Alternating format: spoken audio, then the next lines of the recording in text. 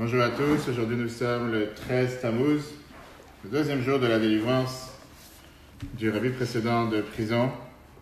Et comme on a déjà parlé hier, l'importance de ce jour et surtout le fait que c'est un jour de bénédiction, un jour dans lequel on a eu la chance d'avoir des bénédictions, d'avoir pas seulement des mérites. Et c'est sûr que c'est un jour propice aujourd'hui pour tout le peuple juif, partout où il se trouve. 91 ans de la libération de prison du rabbi précédent.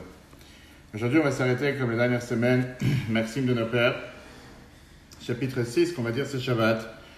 On a parlé jusqu'à présent, on avait parlé des enfants, on avait parlé des adolescents, on a parlé du couple la semaine dernière, il y a 2 semaines, et si Dieu veut. Et aujourd'hui, on va parler ensemble de tout ce qu'on appelle les histoires de grand-mère. Pourquoi ?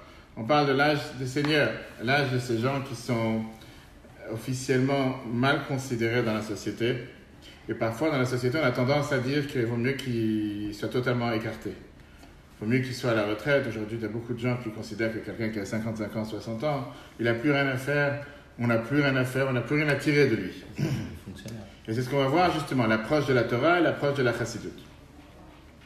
Pourquoi on va voir ça ? Parce qu'on va voir comment la Mishnah, dans Maxime de nos pères, chapitre 6, Mishnah 8, te donne différents traits de caractère de différentes personnes qui apparemment sont totalement neutres et que tu pourrais les expliquer de manière positive ou de manière négative. Et quand on parle bien sûr des tzadikim, quand on parle des pieux, la Mishnah vient te dire comment ils sont bien sûr exploités de manière positive. Alors regardons ensemble. Rabbi Shimon ben Yehuda, il te dit Mishum Rabbi Shimon ben Yochai, le cours aussi l'élévation de l'âme de Messaouda Bat Liza. Au nom de Rabbi Shimon ben Yochai, qui était juif, l'auteur du Zohar, Hanoï, la beauté, la koach, la force, Ve'osha, la richesse, Ve'akavod, l'honneur, Ve'achokma, l'intelligence, et là il arrive à ce qui nous concerne, Ve'azikna, la vieillesse, Ve'aseiva, c'est une deuxième manière d'expliquer la vieillesse dans la Torah, on va voir ce que ça veut dire, l'âge avancé, Ve'abanim et les enfants, Naël la tzadikim, c'est quelque chose qui est bien pour les tzadikim, pour les pieux, Ve'naël haolam, et c'est bien pour le monde, beau pour le monde. Beau pour les tzadikim et beau pour le monde. Et il t'amène différents versets pour te prouver ce point. Maxime de nos pères, chapitre 6, verset Mishnah 8. On va s'arrêter aujourd'hui sur qu'est-ce que ça veut dire l'âge en or. Ou qu'est-ce que ça veut dire que la vieillesse est considérée belle pour les tzadikim, pour les justes. Bien sûr, quand tu parles d'un tzadik, quelqu'un qui s'occupe à apprendre la Torah et à faire les mitzvot, la Torah te dit que c'est très intéressant qu'il continue à avoir une très longue vie. Et il mérite d'avoir une longue vie. Parce que le monde peut apprendre de ses bonnes actions. Et là, on va voir justement la différence que la Chassidut nous explique entre Zikna et Seva. Qu'est-ce que ça veut dire un Zaken et qu'est-ce que ça veut dire Seva? Zaken en hébreu, bien sûr, traduction du mot veut dire un vieux. Sauf qu'on sait que Zaken, c'est aussi ce que la Gemara nous disait chez Kana Chochma. Celui qui a acquéri de la sagesse. Parce que ça vient te décrire quelqu'un qui a une certaine expérience de vie. Comme Shlomo HaMelech a dit la fameuse phrase de roi Salomon, Rav Shanim Yodi Chochma. Plus quelqu'un il a un âge avancé, plus il est censé, en tout cas, il a une beaucoup plus grande intelligence.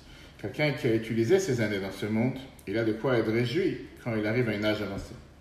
Avraham Avinu, sur Avraham le patriarche, on sait très bien ce qui est écrit, Avraham Zaken Babayamim. Avraham était âgé, il avançait dans les jours.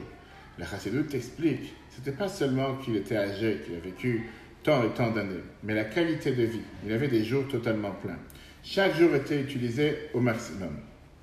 Et donc, dans ces cas-là, quand des parents arrivent à un âge avancé, les enfants peuvent être fiers des parents et peuvent être émerveillés de leurs parents avec cet âge avancé, comme la Mishnah nous dit que la beauté des enfants, c'est leurs parents. Ça, c'est quand on parle de Zaken, Zikna. Quand on parle de Seva, qui est totalement différent, si tu transformes les lettres, ça ne devient pas Seva, ça devient comme Yeshiva ou Yoshva, qui veut dire la tranquillité. Être assis, calme, tranquille. Quelqu'un qui a déjà couru tout le temps de sa vie, quelqu'un qui a déjà rempli une grande majorité de sa vie en courant derrière les aléas de la vie, pas forcément derrière les bêtises. Maintenant, à un certain âge, il est déjà beaucoup plus posé dans des sujets spirituels, des sujets qui sont éternels. Qu'est-ce que tu dis ? Il est une assise spirituelle. Il est une assise. Exactement. Et donc, c'est là ce qu'on va voir aujourd'hui ensemble. Quelle est la particularité de l'âge en or, l'âge des seigneurs? On va démarquer deux qualités particulières que la Torah nous donne par rapport à cet âge des seigneurs. La Torah te dit premièrement l'intelligence de la vie et l'expérience. Et le lien particulier qu'il y a entre des grands-parents, un grand-père et une grand-mère et leurs petits-enfants. On sait très bien ce que la Mishnah nous dit. En chacham que ba'al hadisayot. Il n'y a pas quelqu'un d'intelligent comme quelqu'un qui a passé une épreuve. Je veux dire, la vie, c'est la meilleure école. Mais le problème est que pour aller à l'école, pour aller à l'université, ça coûte très cher. Avoir une épreuve, avoir passé un certain moment de la vie, c'est un grand avantage. Parce que c'est quelque chose que tu ne peux pas l'acquérir nulle part, seulement en le vivant. Les anciens, c'est eux qui ont payé, si on peut dire, le salaire de pouvoir nous apprendre comment vivre et comment fonctionner. Le fait qu'eux, on va dire, c'est eux la meilleure école. Et tu ne peux pas l'apprendre seulement en passant par ce processus. Et on voit très bien qu'à travers l'histoire du peuple juif, les anciens, c'est eux qui ont reçu le devoir de gérer, si on peut dire, le peuple juif. Pourquoi? Parce que le Midrash te dit, par rapport à Yoshua, c'est très bien qu'au début, la Sechet Avot, on nous dit que Moshe a enseigné la Torah à Yoshua et Yoshua aux Skanim, aux anciens. A priori, tu allais me dire, si les anciens sont boharéens, si les anciens sont faits pour, les maisons de retraite, pourquoi Yoshua il est parti enseigner la Torah aux anciens, à tel point qu'il est parti transmettre la Torah à 70 anciens? Même quand on était au Beth Midrash, on te dit, le Olam Skanim avait dit Israël, c'était les anciens qui conseillaient le peuple juif. Ils étaient garants de la sagesse. Pas seulement ils étaient garants de la sagesse, ils avaient l'expérience de vie, comme on a dit jusqu'à présent. C'est totalement différent. On voit une fameuse histoire qui racontait sur Rabbi Eliezer ben Azariah, qu'on raconte ça tous les ans, le soir de Pessah, dans la Haggadah, que Rabbi Eliezer ben Azariah a été dit à Réani que ben Shivim Shana. J'ai l'air d'avoir 70 ans. Quelle est l'histoire dramatique qui s'est passée? Pourquoi il a l'air d'avoir 70 ans? On nous raconte qu'à un certain moment, on a voulu faire sauter de poste Rabban Gamliel, qui était le chef du tribunal. On cherchait quelqu'un qui va le remplacer, chef de la yeshiva. On a décidé de prendre Rabbi Eliezer ben Azariah, qui était et intelligent et riche, et il avait une généalogie jusqu'à Ezra le scribe. Donc il a toutes les qualités. On est parti le voir. Il a dit, je vais conseiller avec ma femme, parce que ma femme, elle accepte que je prends un tel poste. Alors sa femme lui a dit, mais tu n'as pas de barbe blanche, comment tu pourrais être le chef du Sanhédrin du tribunal? Ce jour-là, il a eu un miracle, sa barbe a blanchi, et comme ça, il a pu devenir le chef du Sanhédrin. La Gemara Brachot, page 27b. A priori, c'est une histoire bizarre. Tu peux teindre tes poils aujourd'hui. S'il faut vraiment que tu aies une barbe blanche, tu vas teindre tes poils, tu vas devenir blanche. Qu'est-ce qui dérangeait? Ça dérangeait vraiment la couleur de la barbe. Et est-ce que d'avoir fait un miracle, que la barbe est devenue blanche, ça y est, tu es plus jeune, tu es devenu âgé, tu es apte à gérer la yeshiva? Seulement, la réalité, elle est que la barbe, c'était un symptôme extérieur à un problème profond. Sa femme, elle lui a dit, tu es encore trop jeune, tu n'as pas assez d'expérience de vie, et tu n'as pas assez de sagesse de vie. Et ça prend beaucoup de temps jusqu'à ce que quelqu'un ait une barbe qui devienne blanc.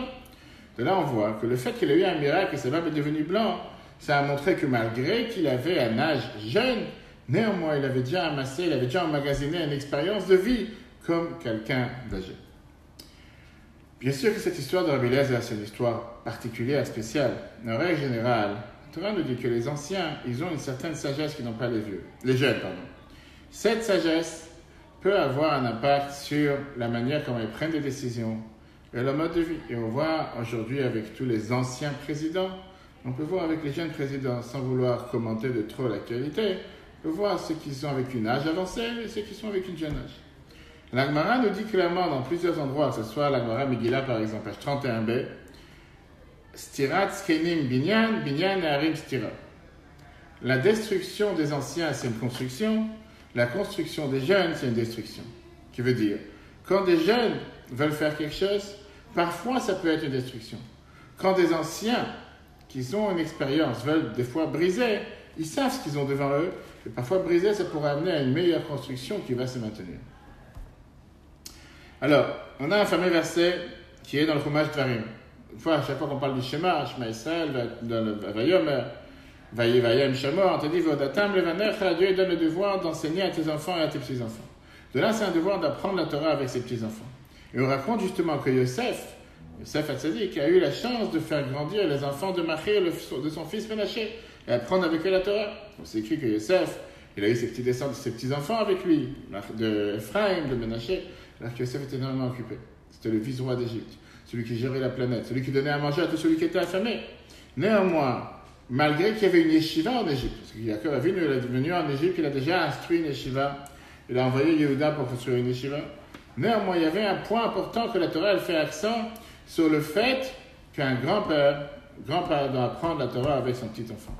Et celui qui mérite à faire une telle chose, il n'a pas seulement le mérite d'apprendre la Torah tout court, mais on dit qu'il a le mérite d'avoir une généalogie de 3 générations de suite qui est dans le chemin de la Torah, qui garantit que la Torah ne va jamais quitter cette famille. Si quelqu'un ne peut pas le faire, il peut nommer quelqu'un pour apprendre la Torah avec son petit-fils. Quelle est la particularité d'un grand-père ou d'une grand-mère qui apprend avec ses petits-enfants, contrairement aux parents? Un point important que la Bible soulève. Différent des parents, que des fois les parents ils doivent peut-être parfois être beaucoup plus rigoureux, parce que c'est les parents, c'est le père qui dit, la mère qui dit, peu importe. Quand c'est le grand-père ou la grand-mère, les choses passent beaucoup plus facilement. Ils peuvent avoir une relation beaucoup plus facile avec les petits-enfants qu'avec leurs enfants. Alors, il y a une phrase qui est écrite dans la Gemara Bavli, Masachet Erkin, page 19a, qui étudie la phrase suivante. Quand tu as un grand-père dans une maison, ça devient un casse-tête. Pourquoi? Parce qu'il devient comme un fardeau et il perd beaucoup de sa force. Quand tu as une grand-mère dans la maison, ça devient un trésor. Pourquoi? Parce qu'elle se fatigue dans la maison et elle fait des travaux. On voit clairement aujourd'hui dans la société, tu as des fois des grand-mères qui ont un certain âge avancé, qui vont se mettre à faire des beignets, qui vont se mettre à faire des gâteaux, toute la journée ils vont s'occuper pour faire des choses pour les petits-enfants. Est-ce que ça veut dire que tu vas avoir un grand-père qui va pas s'amuser avec ses petits-enfants au foot ou, je sais pas, au ping-pong ou à savoir? C'est différent. Chez la Gemara, elle dit, on le voit aussi réel aujourd'hui. Là, on comprend pourquoi la Mishnah nous dit que celui qui arrive à un âge avancé, celui qui est un zaken, c'est beau pour les justes et c'est beau pour le monde. Pourquoi? Parce que les anciens ont beaucoup de quoi contribuer au monde. Et c'est pour ça que, contrairement à ce que la société peut penser aujourd'hui, que les anciens doivent être mis, pas à la poubelle, mais presque, les faire sortir des sociétés, les faire sortir des emplois, les faire sortir de n'importe quel rôle important parce qu'ils sont déjà vieux, surtout quand les gens ils cherchent à avoir 52 ans à la retraite, 55 ans, 60 ans, la Torah elle pense tout à fait différemment. Regardons ce qui s'est passé en 1972. Le 11 Nissan, c'était les 70 ans du Rabbi. Le Rabbi a reçu des lettres des disciples du monde entier, des dirigeants du monde entier communautaire et non juifs. Et beaucoup de gens ont proposé au Rabbi en disant 70 ans d'action, il est temps de se reposer un peu. Ça y est, 70 ans, passer à autre chose, peut-être c'est arrivé le temps de se reposer comme beaucoup de gens à cet âge. Pas seulement que le Rabbi n'avait pas l'intention de se reposer, mais le jour de son anniversaire, qui était un jour le plus important, le Rabbi l'a reçu comme invité à ce moment-là, Yitzhak Rabin, qui est venu voir le Rabbi, et Herman Wouk, qui était un envoyé spécial du président Nixon, qui est venu pour souhaiter Mazel Tov, bon anniversaire au Rabbi. Le Rabbi avait un grand fabrique, il y a une réunion chassidique comme il avait l'habitude à chaque occasion. Dans un long discours, le Rabbi a expliqué quelle est l'approche qu'on doit avoir par rapport à la vieillesse. Et quelle est l'approche qu'on doit avoir le jour de son anniversaire personnel. Il avait dit que je demande en tant que cadeau, pour mon anniversaire de 70 ans, de fonder 71 nouvelles institutions à travers le monde. Et il a promis qu'il va participer financièrement avec une partie de chaque institution dans le monde. Et effectivement, pendant cette année-là, on ouvert 71 nouvelles institutions Chabad dans le monde entier, des yeshivot, des Batei Chabad, des librairies, c'était la demande du Rabbi. Alors qu'il aurait pu dire, maintenant j'arrive à l'âge de 70 ans, maintenant je vais me reposer. Bien au contraire. Alors quelle est l'approche de la chassidoute à la vieillesse? Dans ce long discours, le Rabbi a expliqué qu'on n'a pas le droit, que quelqu'un d'ancien n'a pas le droit de s'accabler ou de s'accommoder avec la pensée commune, la bonne conscience de dire que maintenant j'ai atteint un certain âge, je dois arrêter d'être actif. Au contraire, on doit utiliser la sagesse qu'on a amassée, on doit utiliser l'expérience qu'on a amassée pendant toutes ces années pour aller en avant de mieux en mieux. Moi, tout de suite, ça ne veut pas dire de faire exactement la même chose, de faire différemment. La Bible a parlé sur le fait que pousser les anciens aux côtés de la société, c'est cruel et c'est idiot. Le monde change tellement rapidement et on est obligé d'avoir la sagesse et l'expérience des anciens qui nous donnent une base à la vie de tous les jours. Ça, c'était 1972. 10 ans plus tard, le 11 décembre 1982, j'étais présent. J'ai eu la chance d'être présent sur les 80 ans du Rabbi. Le Rabbi, à ce moment-là, il a fait encore une fois une grande réunion chassidique. Et le Rabbi, il a parlé dans cette réunion de 9h du soir à 3h du matin. Comme n'importe quelle réunion chassidique fabrique, il y avait des chansons, les chaim. Et il n'a pas fini à 3h du matin. À 3h du matin, le Rabbi a dit qu'il va maintenant distribuer en cadeau à tous ceux qui sont venus le voir pour son anniversaire un Tania, un livre de Tania. J'ai eu la chance de recevoir, à l'époque j'étais présent avec mon père et mon frère, des milliers de personnes, hommes, femmes, enfants, sont passés pour recevoir le Tania du Rabbi qu'il a terminé de distribuer à 7h du matin. À l'âge de 80 ans, debout, en train de réunion chassidique avec le monde entier, bien sûr, les gens qui sont venus du monde entier, etc. Alors tu vas dire, on n'est pas le Rabbi, certes, mais le Rabbi nous a montré qu'est-ce que ça veut dire quelqu'un qui est âgé. Qu'est-ce que ça veut dire quelqu'un qui a un âge avancé? Malheureusement, aujourd'hui la société, elle calcule une personne en fonction de quoi? En fonction de ta capacité de créer ou combien d'argent tu vaux. Est-ce que tu es capable de produire? Qu'est-ce que tu es capable de produire aujourd'hui dans la société? Ah, tu as 70 ans, tu ne vaux rien. Mais la Torah, elle te dit, si quelqu'un il est ancien, c'est que quelqu'un il a pas seulement amassé telle expérience et une telle sagesse qu'on ne doit pas le regarder seulement sur son corps qui a des rides. On doit regarder sur son neshama qui est à l'intérieur de lui. Puisque c'est la neshama, l'âme qui nous fait vivre. Et la neshama, contrairement au corps, elle ne vieillit pas. Elle grandit de plus en plus. Là, on comprend que la valeur d'un ancien ne diminue pas avec l'âge, mais elle devient beaucoup plus importante avec l'âge. Plus la neshama elle a de la valeur, plus la personne elle a de la valeur. On sait que la neshama elle est éternelle, même quelqu'un malheureusement qui quitte ce monde.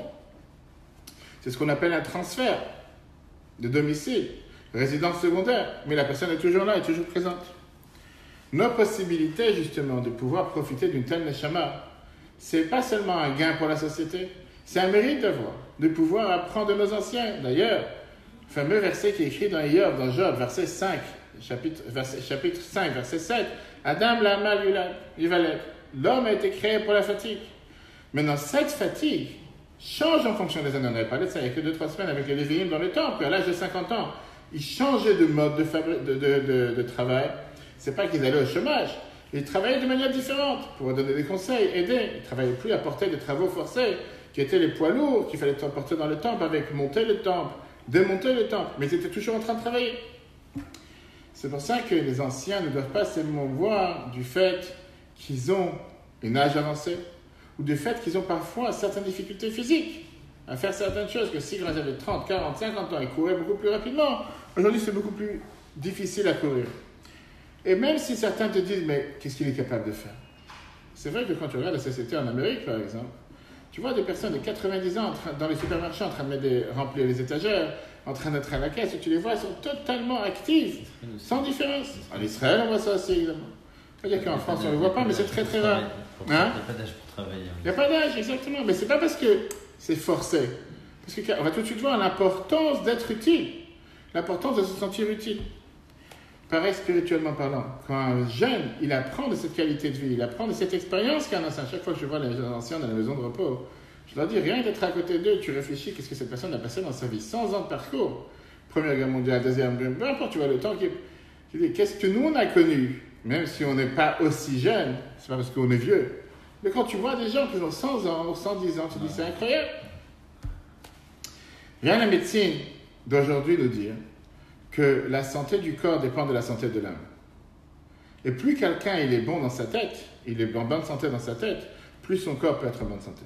Plus quelqu'un dans son psychisme, il est avec de mauvaises pensées ou ça ne va pas dans sa tête, plus son corps peut détériorer. Et c'est pour ça qu'on doit faire attention, pour un ancien, à ne pas se laisser abattre par les limitations du corps. Du fait qu'aujourd'hui il ne peut pas courir rapidement, du fait qu'aujourd'hui il ne peut pas peut-être lever des poids aussi importants qu'il le veut. Mais il peut faire les choses de manière différente. Alors, en quoi s'exprime cette fatigue que Job dit par rapport à un être humain que Dieu a créé pour la fatigue, jusqu'à 120 ans? Ça peut dire qu'il doit porter des poids lourds. Quand quelqu'un il va à la retraite, quelle retraite il va? Qu'est-ce que ça veut dire il se sépare? Il se sépare du travail, de la neshama, de la créativité. Ça veut dire qu'il est prêt à mourir aujourd'hui? Pas du tout. Un juif écoute cette lettre. Un juif a écrit au rabbi qu'il a de la peine que sa mère doit travailler quand elle a un âge avancé. Il aurait voulu qu'elle se repose un peu. Le rabbi dit d'abord, je te traduis la lettre, pas tous les travaux sont égaux.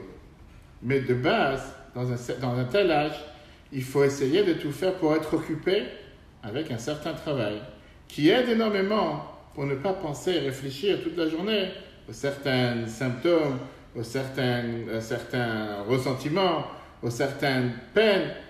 Et on voit clairement qu'un travail, le rabbi rajoute entre parenthèses, adapté à la santé du corps, c'est une des choses de base pour la santé d'un être humain. quelqu'un qui n'est pas actif, il devient malade rapidement. Pas seulement malade mental, malade tout court. La Torah dit que c'est énormément important pour une personne d'être active. Comme je te disais, plusieurs fois on avait vu l'importance que Rabbi disait même pour les femmes. Qu'une femme doit au moins avoir un travail, au moins une demi-journée sortir de la maison. Parce qu'une femme qui ne sort jamais de chez elle, une femme qui est tout le temps à la maison et qui n'est jamais en train de travailler, elle peut disjoncter rapidement. Et surtout des gens qui ont un enfant, deux enfants, trois enfants en bas âge, tout d'un coup, ils sont totalement perdus. C'est tellement important pour leur bien-être de sortir, pas seulement prendre de l'air, aller au parc, ou aller faire les courses ou la routine, avoir un travail, se sentir productif pour la société. Je vais dire, mais quoi, avoir un enfant, c'est pas productif? Si, c'est productif. Mais pas seulement productif, mais le fait de pouvoir agir, de pouvoir créer, de pouvoir être utile. Cette lettre se trouve dans le volume de Got Kodesh de Rabbi, volume 14, page 495. Alors, est-ce que ça veut dire qu'une fois que quelqu'un il a travaillé 50 ans, 60 ans, 70 ans, il n'a pas le droit de lever les pieds? Il n'a pas le droit de se reposer du travail qu'il a fait? Bien sûr qu'il a le droit. Mais on ne doit pas oublier depuis le départ pourquoi on a travaillé. La Torah n'attend pas d'une personne d'être sans rien faire. La Torah n'est pas contre les vacances. Au contraire, il y a des centaines de discours que Rabbi parle pendant ces 2 mois-là d'année, le mois juillet-août, dans lesquels on se repose des travaux durs du corps, mais pour investir dans son âme. L'idée, c'est que si jusqu'à présent, quelqu'un il avait eu un mode de travail, maintenant il doit changer son travail, sa force et sa pensée à des autres termes. Chaque période dans la vie a différents besoins. Chaque période dans la vie a différents besoins. Pourquoi? On doit d'abord essayer de voir quels sont les différents moyens, quels sont les différents modes de comportement qu'on peut adapter par rapport à l'âge de vieillesse. Alors bien sûr que quand il est jeune, on fait attention à son éducation. On est en train de former la personne. Quand quelqu'un il est adolescent, qu'on a vu la dernière fois, essayer de véhiculer toute son énergie et toute sa passion pour être productif de manière positive pour la société. Et pareil de suite. Mais le problème de la société aujourd'hui, qu'ils font tellement attention à faire en sorte de nous faire oublier et de faire croire que puisque tu as atteint un certain âge, tu es déjà vieux et fatigué, il n'y a plus aucun service avec toi, il n'y a plus aucun but avec toi, il n'y a plus aucune nécessité de toi. Va dans la maison de repos et laisse-moi tranquille. Et quand je te dis combien de fois j'ai visité les gens dans la maison de repos, des gens qui sont rentrés en parfaite santé, ils étaient sur les 2 pieds, 2 mains, toute leur tête. Tu les vois 3 mois plus tard, tu vois comment ça dégringole, la santé, ça dégrade. Et ça fait mal au cœur parce que c'est des gens qui n'ont rien à faire là-bas. La seule raison pourquoi ils sont là, parce que les enfants ne veulent pas les avoir comme fardeau. Il y a des choses telles qu'ils sont. Les enfants disent, j'ai pas le temps, mon père, ma mère, j'ai pas le temps, j'ai le travail. Ils l'enferment dans une maison. Je viendrai te visiter une fois par mois. Comment ces gens se détériorent? Leur santé se détériore parce qu'ils se sentent inutiles. Ils rentrent dans une maison où il y a moitié des gens qui boivent, moitié des gens sur des chaises roulantes. J'ai rien contre eux, mais cette personne, il n'a rien à faire là-bas. Il aurait pu tellement être productif, tellement être utile, faire les courses, s'occuper des enfants. Ils vivent au même rythme. Pas seulement qu'ils vivent au même rythme, ça se dégrade. Et ça se dégrade rapidement, que Dieu nous en préserve.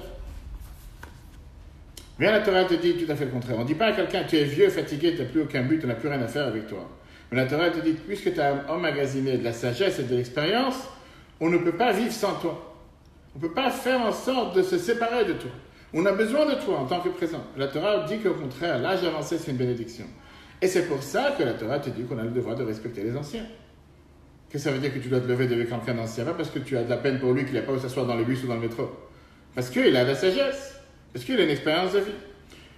Regardons comment la Chassidut te définit ça. Le fait que Dieu a décidé d'accorder à une personne encore un jour dans sa vie. Le fait que cette personne elle a 80 ans qui est à côté de toi. Le fait que cette personne elle a tel âge avancé. Ça veut dire que Dieu il décide que sa mission sur terre n'est pas terminée. C'est que Dieu a beaucoup plus confiance en lui. Dieu a beaucoup plus besoin de lui. Donc si Dieu leur aurait dit, il a déjà fini sa vie sur terre, il n'a plus rien à faire ici, il serait parti de tout le monde à 20 ans, 30 ans, 40 ans, 50 ans. Il n'aurait pas laissé vivre jusqu'à 80, 90, 100. Le fait que Dieu décide qu'il est encore présent et qu'il a besoin de lui parce que Dieu il tient, qu'il a énormément de choses encore à amener à la société pour être productif. Parce que sinon, il n'aurait rien à faire ici. Dieu n'a pas créé quelqu'un pour rien faire. Alors, comme j'ai dit tout à l'heure, ça ne veut pas forcément dire qu'il doit faire les mêmes travaux qu'il a fait quand il avait 30, 40 ans. Mais ça veut dire de changer le mode de vie et l'adapter. Bénévolat dans les associations, dans les organisations, donner des cours, apprendre, construire tellement d'autres choses dans lesquelles il peut être utile. De l'autre côté, si aujourd'hui quelqu'un d'ancien ne va pas lui-même agir, la société ne va pas venir le faire agir. Malheureusement, on vit dans une société, comme on l'a dit, les anciens, c'est un fardeau plus qu'autre chose. Et c'est pour ça qu'un ancien lui-même doit être pénétré de cette connaissance qu'il est utile pour la société. Des fois, je vais voir des gens dans la maison de repos et ils te disent, quand je leur dis que vous soyez en bonne santé jusqu'à 120 ans, ils me disent arrêtez de me maudire. C'est une malédiction. J'ai tellement marre, qu'est-ce que je fais toute la journée en train de fumer une pipe ou en train de fumer une cigarette? Faux! Mets-toi dans la tête que tu es utile, mets-toi dans la tête que tu es productif, mets-toi dans la tête que la société a besoin de toi. Puis la Torah te dit, l'âge, c'est d'abord la sagesse, l'expérience et l'honneur. Et chaque bonne action que quelqu'un pareil fait, ça apporte énormément pour lui-même, pour sa proche famille et pour la société. C'est la raison pour laquelle, quand Rabbi avait 78 ans, en été 1980, il a demandé de créer Tiferet Zkenim Chochmot Nashim, des centres d'études dans le monde entier pour les seigneurs, dans lesquels ils vont pouvoir partager leurs connaissances, partager leurs richesses, partager leurs différentes difficultés, leurs différents défis qu'ils ont eu dans leur vie. Et on ne peut pas s'imaginer, aujourd'hui tu as des shluchim en Amérique et dans le monde, que toute leur mission c'est seulement s'occuper des anciens. Alors c'est vrai que c'est beaucoup plus différent que d'avoir affaire avec des jeunes, ou des parents, des enfants, ou une communauté on va dire normale. C'est un mode de vie différent. Mais des fois juste s'asseoir et entendre ces gens-là, qu'est-ce qu'ils ont vécu, leur passé, leurs expériences, comment ils ont surmonté une difficulté, ça apporte énormément.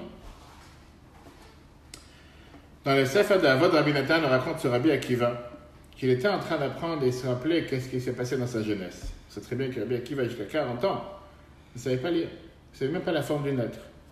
Comment quelqu'un pareil peut sentir quand il se dit « quand j'étais jeune, j'ai rien fait. J'ai perdu ma vie quand j'étais jeune. Qu'est-ce que tu veux qu'il se rappelle de bien? Qu'est-ce qu'il va se rappeler? Que jusqu'à 40 ans, il était quelqu'un d'illettré. » Rabbi Akiva, il était énormément joyeux.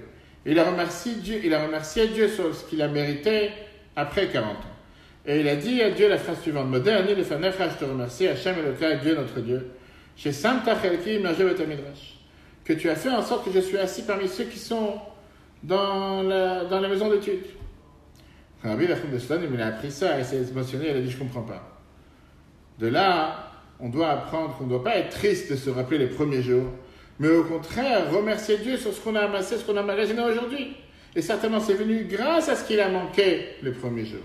Le fait qu'il a eu un manque dans ces premiers jours de sa jeunesse, ça lui a donné cette envie et cette passion et cette énergie d'après vouloir découvrir encore plus et de rattraper le manque qu'il a pas eu les premières années.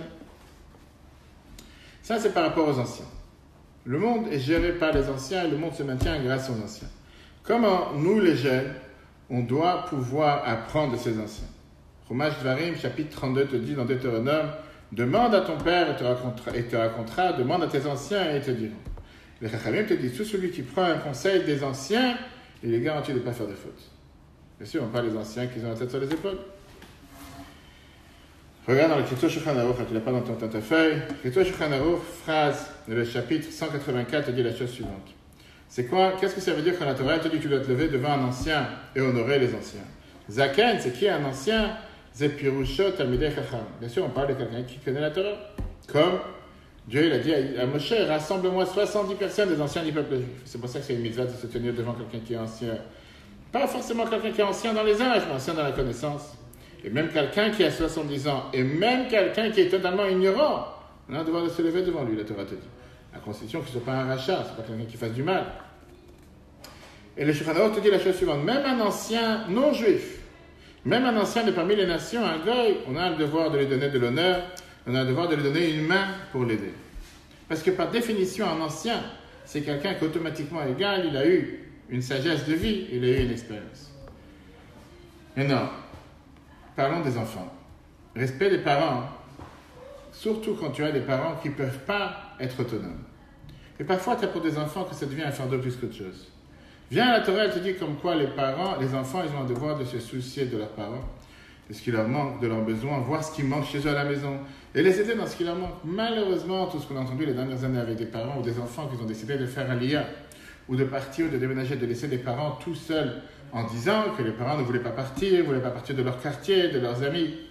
La Torah te dit qu'en tant qu'enfant, tu as un devoir de te soucier pour tes parents. Pas à distance avec un téléphone une fois par jour, comment ça va, tout va bien. Mais d'être à côté, de voir qu'est-ce que tu peux faire pour lui, comment tu peux l'aider. Regardons cette merveilleuse histoire qui est racontée sur le Maharal de Prague. Rabbi Chaim, le grand-père du Maharal, avait 3 enfants. Betzalel, Yaakov et Ilman. Les 3, ils ont appris dans la Torah jour et nuit avec beaucoup d'assiduité. Quand ils ont grandi, ils voulaient continuer à apprendre la Torah. Ils ont voulu voyager très loin dans la yeshiva de Rabbi Shlomo Luria. Mais les parents, ils étaient déjà âgés. Ils ne pouvaient pas les laisser tout seuls. Ils n'arrivaient pas à s'organiser dans la maison tout seuls, c'était difficile. Donc seulement Yaakov et Ilman, les 2 frères, ont décidé d'aller apprendre. Et Betzalel, le grand fils, le premier-né, Il dit, c'est pas grave, je n'irai pas apprendre à la plage, je resterai à la maison pour aider mes parents. Son père lui a dit, sache une chose, que la mitzvah de respect des parents n'est jamais en vain. Et toi, tu seras récompensé. Mais tu sais, il a compris qu'il y a une importance au respect des parents et il a rempli ce rôle de la meilleure manière. Il a essayé d'aider ses parents avec tout ce qu'il pouvait et aussi en parallèle apprendre la Torah, même s'il n'était pas à la yeshiva de ses frères ou c'était la meilleure yeshiva à l'époque. Il était assis avec son père des heures et des heures en plus. Les heures de la journée, ils apprenaient la Torah ensemble. Passe quelques années. À l'époque, c'était pas comme aujourd'hui, tu prends un billet d'avion d'Israël, Amérique, tu viens le jour même. Il y avait une grande joie dans la maison de Reb Chaim. Les enfants reviennent à la maison. La mère, elle a préparé des bons plats, les proches de la famille sont venus pour se réunir, voir ce qui s'est passé avec les enfants. Yaakov et Ilman reviennent de la grande yeshiva, ils sont pleins de Torah. Les heures entières qu'ils ont rempli leur tête et leur ventre de toute la Gemara, de toutes les différents morceaux de Torah, ce qu'ils ont appris avec leur maître. Betzalel était assis de côté et il avait la peine dans le cœur. Il s'est dit, je ne vaux rien. J'aurais pu utiliser toutes ces années, regarde, devenir un génie comme mes frères, et je n'ai pas fait ça. À la place de pouvoir bénéficier de toute cette étude, je suis resté ici à la maison. Et tout d'un coup, il sent une main sur son épaule. Son père lui dit la chose suivante, Betzalel, mon fils, sache que Dieu qui est dans le ciel, il voit ce qui se passe dans les cœurs et dans les entrailles de chacun. Il voit ta peine, il voit ce que tu as fait pour pardonner sur ton sort et pour t'occuper de tes parents. Je te bénis que par ce mérite, 4 grandes lumières du peuple juif vont naître grâce à ça. Qu'est-ce qu'il a mérité? Il a eu les 4 plus grands génies de l'époque, Rabbi Chaim, qui est l'auteur de Sefer Chaim, Rabbi Simna, le Rosh Yeshiva de Prague, Rabbi Shimshon, qui était un des plus grands maîtres de Kramenitz, et Rabbi Yehuda Levi, qui était le Maharal de Prague, qui était un des grands-parents du Rabbi. Qu'est-ce qu'on fait alors pour mériter d'avoir une longue vie concrètement, puisqu'on voit que c'est l'idéal de vivre longtemps? Ça va te dire, bien sûr, donner la tzedaka, mais surtout respecter les anciens. Comme la Mishnah, elle te dit. Un des versets qui est écrit dans la Mishnah qu'on a vu tout à l'heure, et d'après une des explications, parce que quelqu'un il donne la tzedaka, il mérite d'avoir une longue vie, il mérite d'avoir la sagesse et d'arriver à un âge avancé. Et d'après une autre explication, qu'est-ce que ça veut dire? Celui qui sert Dieu avec toutes ses forces de sa jeunesse et qui donne de l'honneur aux anciens, il méritera lui aussi arriver à un âge très avancé. Terminons avec une merveilleuse histoire. Une histoire qui est très connue, qui est racontée plusieurs fois. Il y avait une fois quelqu'un de riche qui vivait dans un grand pavillon merveilleux. Dans une des chambres vivait le père de la personne. Ancien, un homme âgé, qui avait du mal à fonctionner tous les jours. Et plein de fois, il avait des crises de nerfs, des crises de panique, pardon. Une fois, la famille est en train de manger à table. Et le grand-père, il a pris un verre de vin. Et quand la main, elle tremble, le verre de vin s'est renversé sur le magnifique, comment on appelle ça, tapis que le fils venait d'acheter. Tapis, nappe, c'était une catastrophe. Le fils riche, il vient de payer je ne sais pas combien de fortune pour avoir ce tapis et cette nappe. Ça a fait exploser le vase. Le fils, il a décidé, jusqu'à là, je te supportais jusqu'à maintenant, je viens de me salir mes affaires, mes merveilleuses affaires, va à la rue. Je ne veux plus de toi à la maison. Le grand-père était assis dans la rue. Et il a commencé à mendier pour pouvoir survivre. Arrive l'hiver, le grand-père était dans la rue et tremblait de froid. Un jour, son petit-fils passe dans la rue et voit son grand-père. Le petit-fils, il a tremblé de voir une telle vision de son grand-père. Il a décidé d'aller chercher un manteau, au moins pour lui donner qu'il puisse se réchauffer. Il va à la maison. Le petit-fils demande à son père et il lui dit, papa, est-ce qu'il y a un manteau ici que je peux donner à grand-père? Il fait très froid dans la rue et il tremble de froid. Le père ne s'est pas trop émotionné de ça. Et il a décidé d'envoyer son fils dans les combles. Il a dit, là-bas, il y a des vieux manteaux. Prends un manteau qu'il y a dans le comble. Va trouver là-bas un manteau et donne-le à mon père, à ton grand-père. Le fils est monté dans les combles. Il a vu là-bas un vieux manteau, vieux, déchiré, sale. Il a pris le manteau, il l'a coupé en deux, de haut en bas. Et il est descendu dans le merveilleux salon où se trouvait son père. Le père regarde son fils et dit, qu'est-ce qui s'est passé avec le manteau? Le fils, il a dit la chose suivante. J'ai découpé en deux. La première moitié, je vais donner à mon grand-père, à ton père. Et la deuxième moitié, je la garde pour toi, quand toi, tu vas vieillir. Le père, il a compris le message. Il est parti dans la rue pour rechercher son père. Il l'a fait rentrer à la maison. Et il s'est soucié de lui avec le plus grand honneur jusqu'à la fin de sa vie. Souhaitons à chacun d'entre nous de pouvoir d'abord avoir la chance d'avoir des parents. Comme je sais, cette semaine, j'étais dimanche à la Coupe des Jeux, j'ai eu la chance d'avoir des grands-parents. Des fois, tu vas dans une bar mitzvah. Hier matin, on avait une bar mitzvah avec Rabat. Pareil, il y avait les deux grands-parents des deux côtés. Ce n'est pas quelque chose qui est donné à tous, malheureusement. Il y a des gens qui n'ont pas eu la chance de connaître leurs grands-parents. Ma mère, par exemple, à chaque fois, elle raconte que tous ses grands-parents ont été tués à la Shoah, qu'ils n'ont jamais connu, même pas d'image, même pas de photo pour se rappeler de ce genre-là, même pas une pierre tombale pour savoir où ils sont. Quand on a la chance d'avoir des parents et des grands-parents, ou bien des anciens, dans la famille ou des anciens du peuple juif tout court, faisons attention avec leur respect, faisons attention à ne pas penser qu'ils sont inutiles, méritons d'avoir une longue vie, une vie éternelle avec la venue de Mashiach très prochainement. Le cours sera en replay sur l'application eTorah, Google et Apple. En attendant, très bonne journée à tous et à la semaine prochaine.